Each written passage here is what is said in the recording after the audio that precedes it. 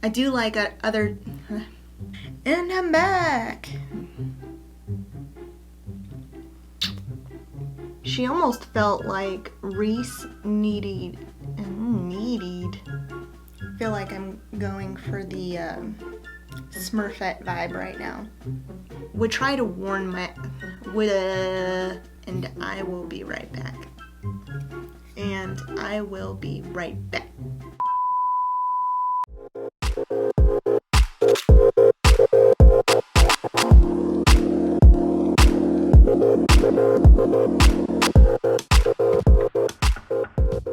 Hey guys, my name is Erica and I love to read. I also love to do makeup, and on this channel I tell you about awesome books that I just read while I do my makeup, and I do my makeup while I'm telling you about the books because it feels more like a personal chit chat, and I just want to feel like I'm telling some good friends about really good books that I've read. The latest book that I have read was an amazing book. The way it was written was just so beautiful, and it is another romance novel. I love my romance novels. It's what I gravitate toward when I pick up a book. 9 times out of 10, it's a romance novel. I do like other genres, but I just love a good love story, and I think it has a lot to do with watching a lot of Disney movies growing up. I want to tell you about this new book that I've read. It's called Beneath the Stars by A.L. Jackson. It was the first book that I've read by this author, and I definitely think I will be reading a lot more from this author. What I'm going to do today is put my makeup on, and as I'm getting ready, I will give you kind of the inside scoop about what this book is about without giving away too much, and giving you a feel of who the characters are and what they're like and what you should expect going into this novel. I've already prepped my face and I'm ready to start putting on some makeup, and let's get started.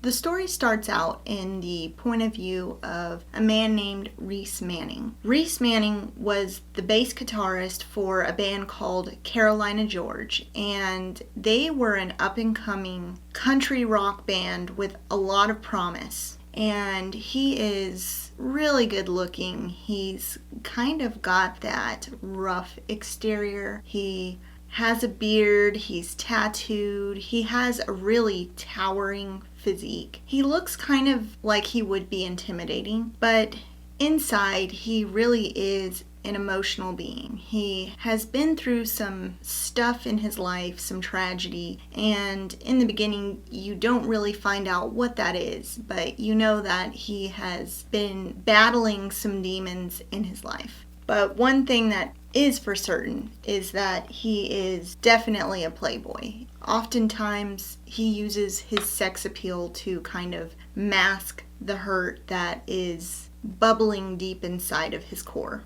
And when the story opens up, he is in the present company of Maggie Fitzgerald. They are at a bar, and Maggie is swaying to the music, kind of talking to him in deep thought.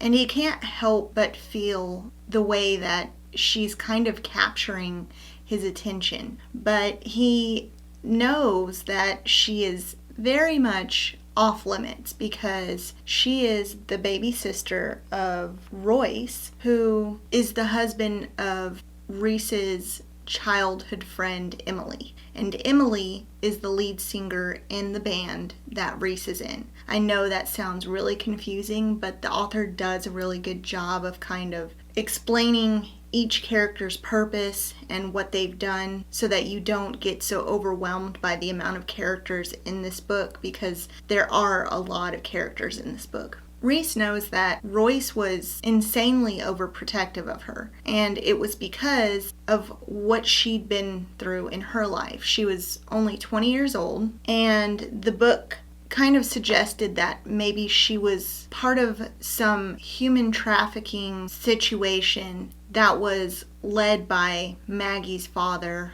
and Maggie's previous boyfriend. So because of what he's known about Maggie, he knows that she is an innocent soul that had kind of been tarnished and taken advantage of, and there's no way that Reese would allow himself to ruin what little innocence that she had left. And he was quite a bit older than her. So the reason why they were at this bar in the first place is because Maggie's brother Royce had just gotten married to Emily, who was Reese's longtime childhood friend. Maggie had just been relieved of the hold that her boyfriend and her father had on her still from the trauma by being murdered in prison. So this night in particular, she really felt like she could let her hair down and breathe for once. Even though Reese was feeling a certain way towards Maggie as she swayed her hips to the music in the bar and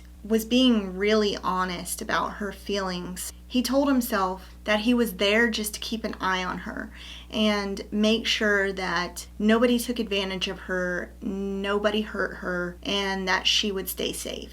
But that line started to become somewhat blurred when they found themselves on the dance floor in each other's arms, moving to the music, and being in really close proximity to each other. Neither Maggie nor Reese were able to deny the attraction that they seemed to have around each other. And Reese definitely could feel some kind of fire ignite when they touched, and it was an unusual feeling for him. Physical closeness to a woman didn't generally make him feel like he was about to catch fire. As these feelings of desire began to somewhat overwhelm Reese when it came to Maggie, he realized he needed to keep himself in check somehow. So he thought it would be best to separate himself from the moment and go to the bathroom and cool off. While he was in the bathroom, he splashed some cold water on his face, trying to get himself together and compose himself, especially since she'd been drinking so much. He had suffered a lot of loss in his life, and therefore he'd suffered a lot of guilt surrounding that loss. He was still trying to run away from the consequences of his past, which was why he became such a notorious playboy. He never got too close emotionally with anyone else because he knew that anybody he was truly involved with could be in danger of being thrown right in the middle of the mess that was his past trying to catch up to him. And he truly believed that whoever he would be involved with would be in danger in some respect because of his past. So as Reese was making his way back to the part of the bar that Maggie was in, he noticed that she was in the company of another man who seemed to be striking up a conversation with her. And she didn't seem all that interested, but Reese kind of felt an overwhelming sense of jealousy, which was another foreign feeling for him. He was also feeling very protective of her. Maybe this man was bothering her and making her uncomfortable. So he picked up his pace, and as he got closer to where Maggie was sitting at the table, he noticed that it wasn't just any strange man. It was not only somebody from his past, but it was somebody who'd made it his life's mission to ensure that Reese would never be happy and that Reese would pay for all of the mistakes that he's made in his past. So Reese, who was now in a blind rage, worried that this man had somehow already hurt Maggie or had plans to hurt Maggie, he pummeled this guy in the middle of the bar. And he had laid so much violence into this man that he ended up getting arrested, which subsequently left Maggie incredibly vulnerable and drunk at the bar by herself because he was taken away in handcuffs. Of course, when Maggie's brother Royce found out what happened, he was incredibly enraged underage. That Reese would even take Maggie to a bar when she was clearly underage, and he allowed her to become drunk and vulnerable and did something that caused her to be left alone in the chaos. And Royce was so overprotective of his sister Maggie because of what she'd been through. So he had made it his life's mission to ensure that she never got put into a dangerous situation again, that she lived a happy life, that she had all of the opportunities that life could provide her, and that she never got mixed up with the wrong people again. So after the bar incident, Reese and Maggie had gone their separate ways, and Royce made her promise not to speak to him, not to seek him out. And of course, Reese made sure that he stayed away because the fact that he'd become so violent in front of Maggie, he thought it was unforgivable. So he knew it was in her best interest if he stayed away. But it didn't for 1 minute mean that either one of them stopped thinking about each other. So half a year had gone by, and both of them had maintained no communication with each other. Reese's band, Carolina George, got an opportunity to write an album in a mansion in Georgia that had belonged to a music production company, and they would write an album on their way to stardom. All of the bandmates were planning on bringing their family members and kids. It was going to be a family affair, and Royce knew that he couldn't leave Maggie behind, so he invited her to come along with them that summer. I'm going to go ahead and put my eyebrows on, and I will be right back. And I'm back, and my eyebrows are on. Let's talk about the rest of this book. So Maggie's brother Royce, having not forgotten what happened half a year ago at the bar with Reese, warned Maggie on their way to the mansion to stay away from Reese and not fall into his bad boy allure. Although Maggie didn't know how easy that was going to be to stay away from Reese when the rooms that were assigned to them were connected by a shared bathroom. So they were going to be spending the entire summer as neighbors, as room neighbors, almost kind of like roommates. During their stay, Maggie and Reese tried really hard to stay away from each other or to deny the feelings that they had around each other. But Maggie started to realize that Reese was dealing with something emotionally devastating, and he seemed to be dealing with it by himself.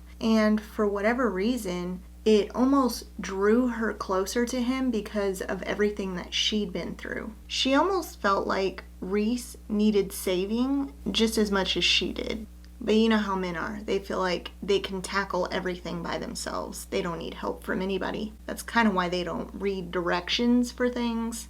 It kind of baffled Reese in a way that Maggie was able to draw out some of his secrets and get to know him in ways that he really hadn't opened up to anybody else. Because Maggie was under the watchful eye of her brother Royce, they kind of had to develop a pattern of sneaking around. And even though some of their communication and time spent together could have easily been considered harmless or innocent, they both knew that Royce was very firm in his belief that he didn't want Maggie around Reese at all. But I think sneaking around kind of made it more exciting because it was something they knew they weren't supposed to do. So, you know, when you tell somebody not to do something, they want to do it more. Throughout Maggie and Reese's story, the more they start to learn about each other, both of them felt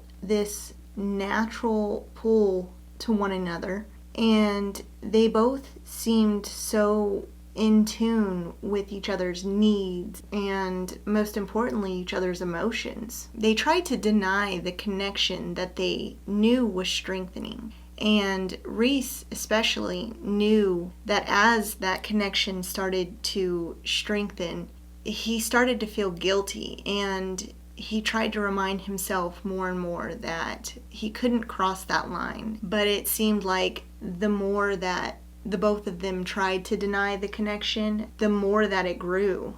And I think all of the bandmates and all of the bandmates' wives knew who Rhys was. Some of them knew exactly what he'd been through and would try to warn Maggie cautiously. They always said that Rhys was a great guy. He was an incredibly caring guy. He had a big heart, but he was struggling with a lot of demons from his past. And they didn't want Maggie to get hurt, but they also didn't want to speak ill of Rhys because he was a good guy. But when certain incidents started happening throughout the story, certain incidents that affected Maggie in a really scary way, it scared Rhys. And Rhys put the blame on himself. He took the brunt of the guilt for what was happening to her, even though he couldn't be sure that it was because of his past trying to catch up with him. But he was terrified that Maggie would somehow get hurt in the middle of his issues. But at the same time, Maggie thought it was her past trying to catch up with her. And so she became very secretive about the incidents that were happening to her, not knowing that Rhys was blaming himself for it. I'm at a point where I want to go ahead and finish up my makeup and then come back on and talk about the rest of the book and a little bit about the author and what my feelings about the book were. So I'm going to go ahead and put the rest of my face on and I will be right back. I'm back and I have my makeup on and I used the Morphe Sweet Oasis palette once again because I want to kind of try and create as many looks as I possibly can with it because it's so pretty. So back to the story. Maggie and Rhys, they were both so broken from the tragedies of their past, and they were trying to mend the fractured pieces of each other. And the closer that Rhys became to Maggie, the more he couldn't deny his feelings and affections towards her, and the more he allowed himself to open up to her. But the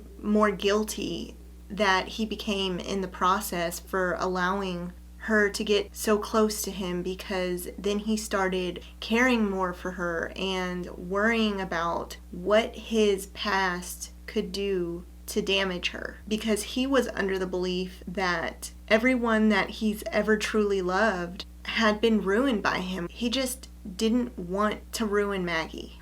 I really loved the style of writing from this author. I think it's not like any other book or writing that I've ever read. I mean, I've read a lot of really good writing, but this author's writing was so poetic. Each word made you feel like you were more connected to the story and to the characters. And what was really cool that I loved was that in the story, Rhys was in the process of writing a song for the album that his band was making. And the evolution of that song as Maggie and his relationship evolved was really cool. This novel is a standalone romance story, but it is part of a series called The Falling Stars, and a lot of the secondary characters throughout the book played a very significant role in other books within the series.